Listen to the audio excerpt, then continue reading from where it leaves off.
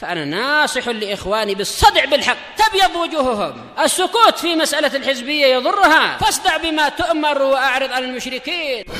سلامي على دماج ورجالها والشيخ يحيى ودار العلم يا سعد بانيها. الصلاة والسلام على رسول الله وعلى آله وصحبه ومن والاه ما بعد. Kita lanjutkan bacaan berikutnya terhadap kitab Awaiqut Talab karya Asy-Syaikh Abdus Salam Ibn Barjas rahimahullah. Sekarang kita masih berada pada halaman 34. Kata beliau, "Walaqad bulina fi hadzal zaman bi syirdimatin qalilah walil hamd." Dan sungguh kita diuji di zaman sekarang ini, kata beliau waktu masih hidup waktu itu, dengan jumlah yang sedikit. Jadi ahlus sunnah yang paham ilmu, semangat dalam mencari ilmu Al-Quran sunnah ini sedikit. Ini beliau ucapkan di zaman waktu itu, zaman beliau ketika beliau masih hidup ya. Sekarang apalagi sekarang tambah sedikit lagi. Ahlus sunnah dimanapun dibandingkan ahlu bid'ah dalal hizbiyun tetap lebih sedikit jumlahnya. Walaupun ketika ngumpul semuanya mungkin ribuan, ratusan, tapi dibandingkan hizbiyun paling sedikit ahlus sunnah. Makanya Al-Imam Al-Bukhari rahimahullah, sebagaimana nukilkan oleh Al-Imam Al-Khatib Al-Baghdadi dalam kitab Al-Jami' ila Akhlaqir Rawi wa Adabis Sami', beliau mengatakan, "Fasbiru ya ashabas sunan rahimakumullah fa innakum aqallun nas." Bersabarlah kalian semuanya wahai ahlus sunnah, semoga Allah telah merahmati kalian karena kalian semuanya adalah manusia yang paling sedikit. Dan yang sedikit ini jangan pernah minder takut dengan banyaknya hizbiyun. Harus semakin mempererat persaudaraan ukhuwah di atas Al-Quran dan As-Sunnah. Kata Al-Imam Ibnu Qayyim Al-Jauzi rahimahullah dalam kitab Madarijus Salikin, kata beliau, "Alaika bitariqil haqqi wa la tastawhish liqillatis salikina wa iyyaka wa tariqal batil wa la taghtar bi kasratil halikina." Artinya wajib atasmu untuk senantiasa di atas kebenaran, di atas jalan kebenaran, dan jangan minder, takut karena sedikitnya orang yang menempuh kebenaran. Yang menempuh jalan Al-Quran Sunnah sedikit atau banyak? Sedikit. Tapi jangan takut gitu. Dengan banyaknya musuh-musuh Ahlus Sunnah, dengan banyaknya musuh-musuh yang mereka membenci Ahlus Sunnah, enggak usah takut sudah. Apa kata beliau? Wa iyyaka wa tariqal batil. Dan waspadalah, berhati-hatilah dari apa? Jalan kebatilan. Kemudian apa kata beliau? Wala taghtar bi kasril halikina, dan jangan merasa tertipu dengan banyaknya orang-orang yang binasa di dalamnya. Kita lanjutkan. Kata beliau, "Yaqra'una kitaban aw kitabain." Kata beliau, sungguh kita sekarang diuji di zaman sekarang ini dengan jumlah yang sedikit. Mereka membaca satu kitab atau dua kitab. Wa yahfaduna mas'alatan aw mas'alatain. Kemudian mereka menghafal satu permasalahan atau dua permasalahan. Summa ba'da yaum aw yaumain, kemudian setelah sehari atau dua hari, min a'marihim, dari usia mereka, fit talab, dalam mencari ilmu, yusbihun mustahidin, mereka langsung cepat sekali perubahannya, langsung mereka menjadi orang-orang yang ahli ijtihad. Padahal baru sehari dua hari loh ya. Nah, maksudnya kurang, waktu itu masih kurang. Jangan terburu-buru. Antum perhatikan seperti Al-Imam Muhammad bin Bashar rahimahullah, ketika beliau berguru dengan Yahya bin Sa'id Al-Qattan rahimahullah, dinukilkan dalam sejarahnya itu isruna sanah, 20 tahun bayangkan mulazamah. Ini lihat ini kata beliau, sekarang ini kita diuji dengan jumlah yang sedikit. Mereka membaca satu kitab dua kitab, menghafal satu permasalahan dua permasalahan, setelah sehari dua hari enggak muncul dari usia mereka dalam mencari ilmu itu, tiba-tiba sudah menjadi ahli ijtihad. Wailatahum, celakalah mereka. Yaktasiruna ala hadal khayal kasid, mereka mencukupkan dengan khayalan yang rugi ini. Bal yastasghiruna ghairahum minal ulama, dan bahkan mereka menganggap remeh, menganggap kecil yang selain mereka dari kalangan para ulama. Sudah mulai mengejek para ulama, merendahkan para ulama, menganggap ilmunya para ulama ini levelnya di bawahnya. Sudah tidak mau lagi mendengar apa? Nasihat para ulama Ahlus Sunnah. Enggak pernah lagi komunikasi, enggak pernah lagi berhubungan, tanya permasalahan. Apa kata beliau? Ballaha talabatul ilm wa du'a, menjadikan para pencari ilmu dan para dai menjadi bodoh. Ballahu itu maknanya ghabi, jahl. Wa yarawna li anfusihim makanan 'aliyan. Lihat ini. Dan mereka memandang diri mereka yang sehari dua hari tadi, belajar baru sebentar tadi, memandang dirinya itu kedudukannya tinggi gitu loh. Ini bahaya sekali ini. Kemarin apa namanya? Al-ujub. Dia merasa bangga terhadap apa? Dirinya. La yasil ilaihi haq. Nah, jadi mereka memandang diri mereka itu berada di kedudukan yang tinggi yang tidak ada seorang pun yang sampai derajatnya pada dia. Maksudnya tidak ada levelnya sama seperti dia. Allahul musta'an. Jangan sombong barakallahu fiik. Ilmu yang kita miliki sudah kami jelaskan berkali-kali ya. Ilmu yang kita miliki itu masih sedikit dibandingkan para ulama, para ar-rasikhuna fil ilm. Itu kita masih sedikit. Walaupun sudah hafal Al-Qur'an, hafal As-Sunnah, janganlah sombong di hadapan apa? Nah, barakallahu fiik, Al-Qur'an dan As-Sunnah. Janganlah sombong di hadapan Al-Haq. Yadhhar dzalika ala malabisihim, lihat ini. Bergaya. Banyak acting, banyak gaya. Yang nampak hal tersebut dari apa? Pakaian mereka. Cara berpakaiannya seakan-akan Masya Allah. Wa masyihim, dan jalannya mereka. Wa kalamihim, cara ngomongnya mereka. Sengaja diubah-ubah cara ngomongnya biar menarik perhatian. Fa inna lillahi wa inna ilaihi raji'un, kata beliau. Ma a'dzama dararahum, betapa besarnya bahayanya mereka ini. Wa aqalla naf'ahum, dan betapa sedikitnya manfaat mereka ini. Wa amtana jahlahum, dan betapa kuatnya kebodohan mereka. Nas'alullaha ta'ala an yahdiyahum sawa'as sabil. Kita minta kepada Allah Ta'ala semoga Allah Ta'ala berikan hidayah kepada mereka kepada jalan yang lurus. Jadi belajar itu jangan cuma sebentar. Orang mencari ilmu itu sebagaimana sudah kita lewati kemarin kan. Imam Ahmad bin Hanbal rahimahullah, waktu itu beliau di usia yang tua, itu beliau masih mencatat, bayangkan. Masih mencatat, menulis ilmu. Akhirnya salah satu warganya bertanya, ila mata ya Aba Abdullah, sampai kapan mencari ilmu itu? Kok sudah tuh usia tua masih nulis, masih mencatat itu loh. Akhirnya apa kata beliau dengan semakna? Beliau mengatakan, minal mahbarah ilal makbarah. Lihat, mencari ilmu mulai dari tinta yang dialirkan untuk mencatat sampai ke liang lahat.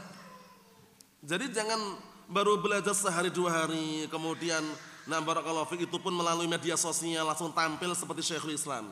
Hati-hati barakallahu fiik. Orang-orang yang belajar di hadapan para ulama, yang belajar langsung di hadapan para masyayikh itu pun enggak pantas untuk sombong juga. Paham ya? Nah, karena apa? Kesombongan itu justru akan apa? Membikin terbelah apa namanya? Punggung-punggung mereka, waliyadzubillah. Tapi hendaknya al-hudu' was sakinah, tenang. Paham ya? Nah, mendengarkan arahan bimbingan Al-Qur'an was sunnah.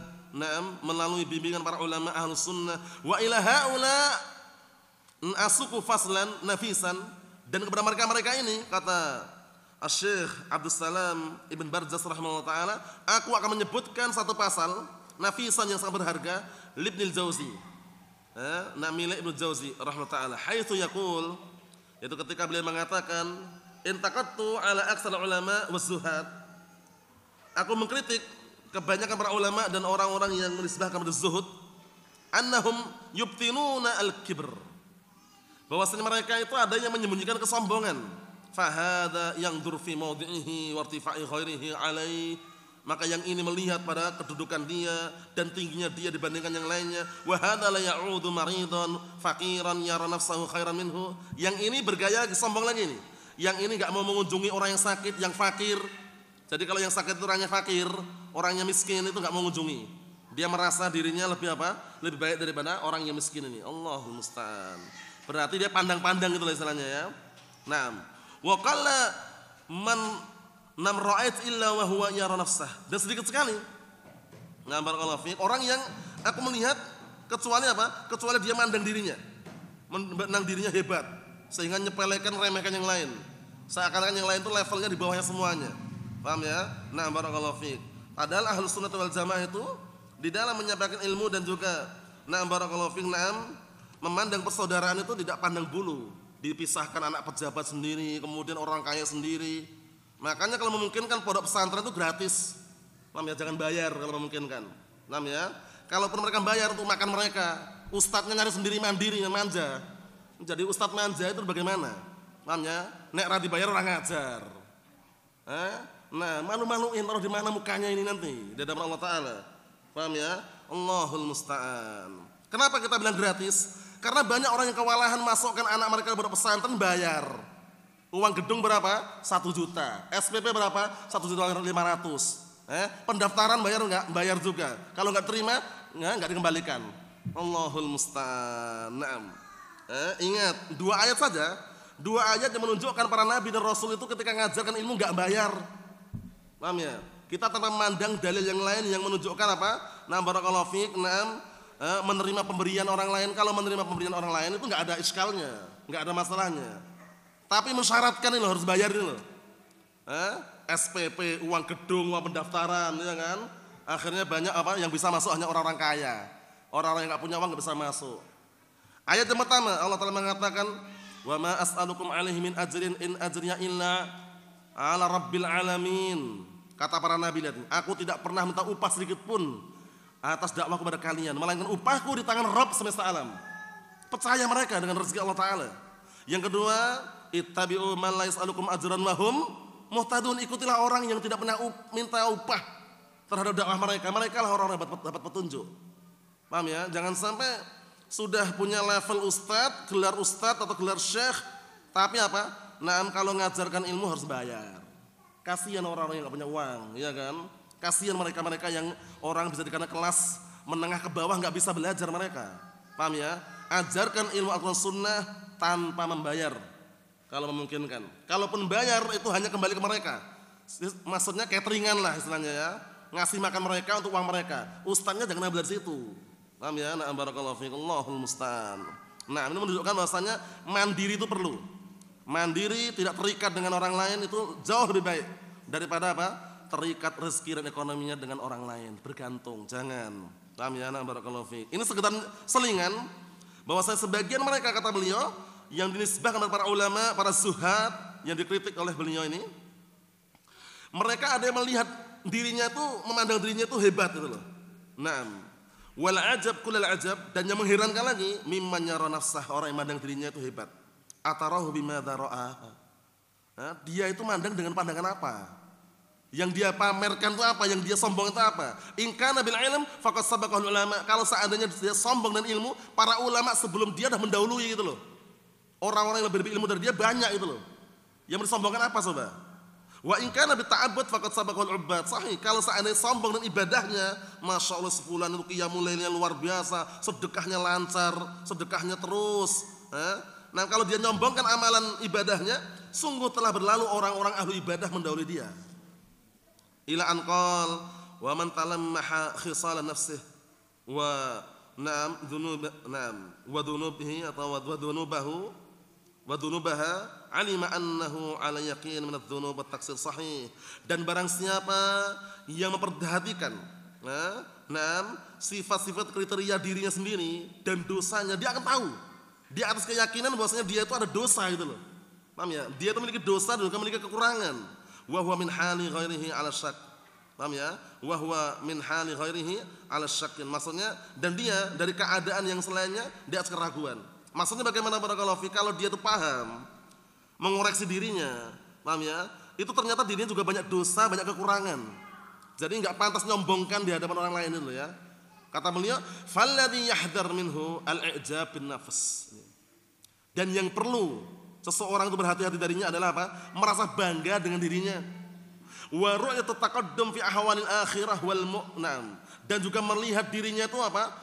Yang paling di depan dalam keadaan-keadaan apa? Mengenai keadaan akhirat. Wal mu'min al-haq la yazalu yahtaq nafsani, benar. Paham ya? Barakallahu fiik. Jadi yang orang berhati-hati itu, hendaknya orang tersebut berhati-hati terhadap i'jab an-nafs, merasa bangga terhadap dirinya. Paham ya? Dan hendaknya barakallahu fiik, orang mukmin yang benar itu yang la yazal yahtaqir nafsah, orang yang masih senantiasa menganggap remeh dirinya. Wah, ana masih kurang ini. Belajarnya belum seberapa. Kalaupun hafal Al-Qur'an masih banyak yang lupa. Kalaupun hafal hadis masih banyak yang kelewatan. Itu nanti akan membuat dia itu tunduk gitu loh. Tidak membuat dia itu langsung sombong, menganggap yang lainnya remeh. Allahul musta'an. Kita lihat kalam bagus sekali setelahnya.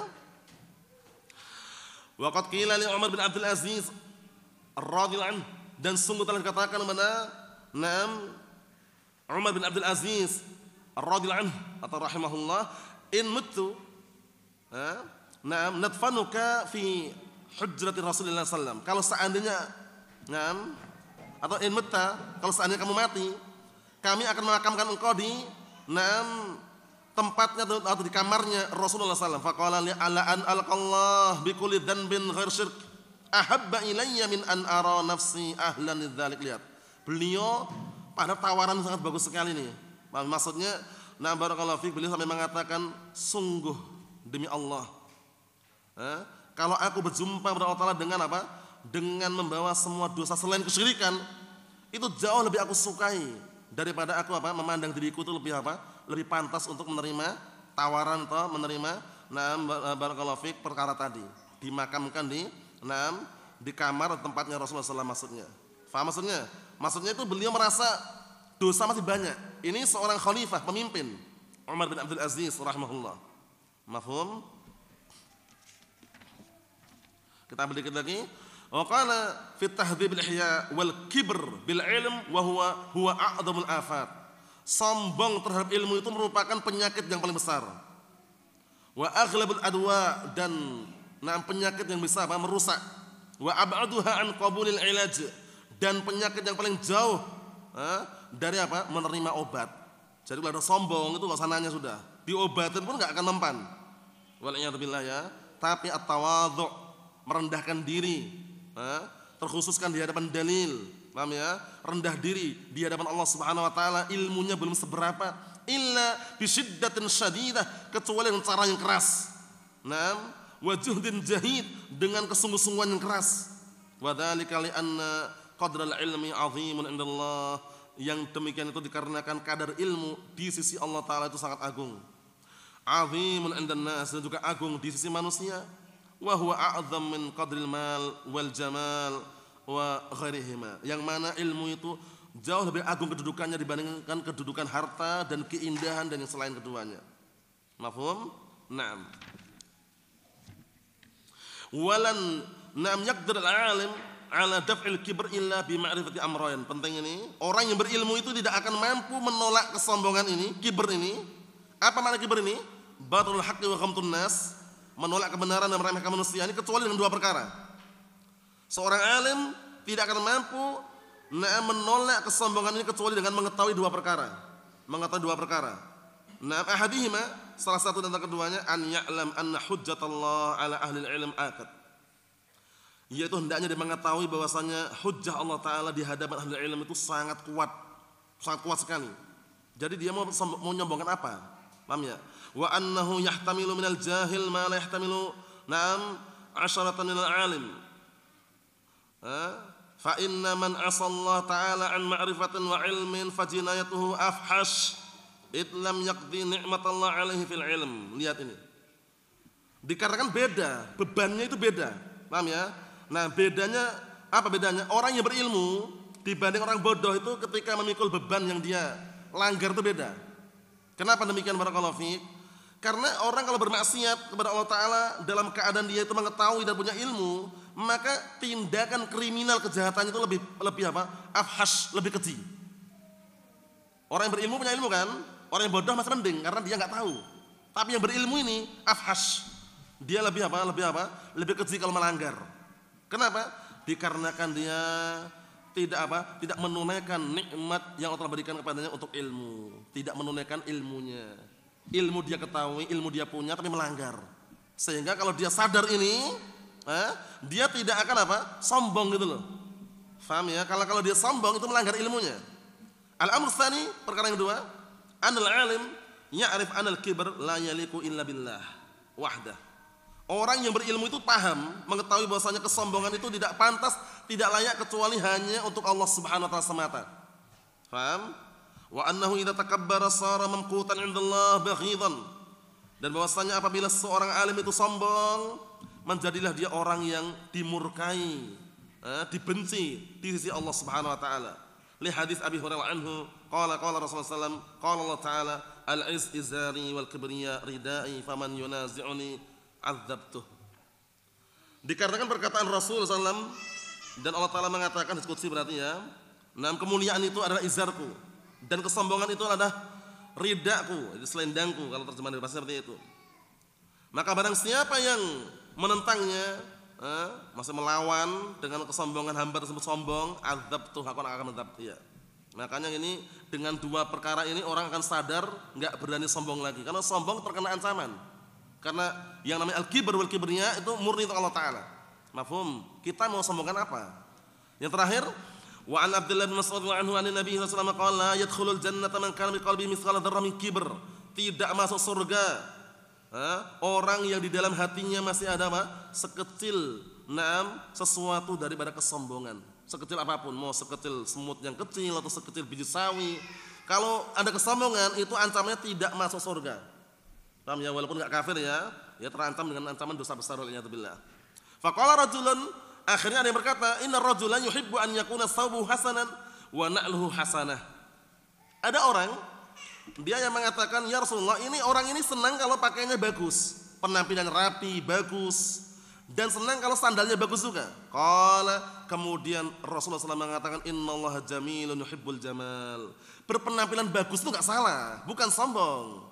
Dia berpenampilan bagus, wangi, rapi, itu enggak salah. Jangan dibilang sombong orang ini. Salah. Lihat ini.